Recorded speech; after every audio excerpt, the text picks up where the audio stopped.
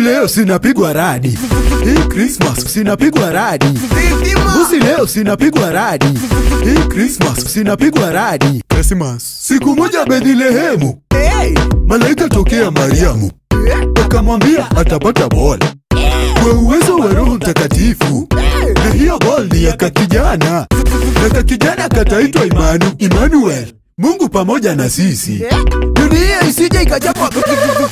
Mariamu kaita Yusufu kando, kamwambia baby we need to talk. Yusufu kapaswa habari, wacha jamaa asikwe na stress, kwa sababu Mariamu ni bikira, na tena ball sio yake. Malaika tokea Yusufu, akamwambia kijana relax, hii mimba ni ya Roho Mtakatifu. Ikabidi Yusufu acheze chini, akule njaro miezi 9. Najuka kijana kalisaliwa, ndio maana leo hii tuna celebrate Christmas. Huku leo sinapigwa radi. Usi leo sinapigwa radi. Ni Christmas, ikibamba sana sema dhitima. Ni Christmas, ikibamba sana sema dhitima. Ni Christmas, ikibamba sana sema dhitima. Usaisikia wale mamajusi walikuwa watatu wajanjes, usiku wakacheki nyota, wakajua ni ya mfalume. Si wakaanza kuifuata moja kwa moja hadi Bethlehemu, wakakuta Yesu kwenye menja, wakamutolea mazawadi na kuserehekea Christmas. Herode kupata habari katoto Yesu kamesaliwa, siyo kanyongwa na kiwaru, akapanga kukamada.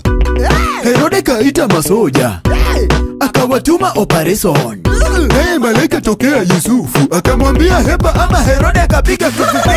Huku leo sinapigwa radi. Usi leo sinapigwa radi. Ni Christmas, ikibamba sana sema dhitima. Ni Christmas, ikibamba sana sema dhitima. Ni Christmas, ikibamba sana sema dhitima. Wacha Yesu wasaliwe maishani mwako. Yuhu, maishani mwako. Wacha Yesu wasaliwe maishani mwako. Dada, maishani mwako. Wacha Yesu wasaliwe maishani mwako. Toto, maishani mwako. Wacha Yesu wasaliwe maishani mwako. Kila mtu maishani mwako. Wacha Yesu wasaliwe maishani mwako. Mwaka mpya maishani mwako. Wacha Yesu wasaliwe maishani mwako. Mwaka huu mpya maishani mwako. Huku leo sinapigwa radi. Usi leo sinapigwa radi. Ni Christmas, ikibamba sana sema dhitima.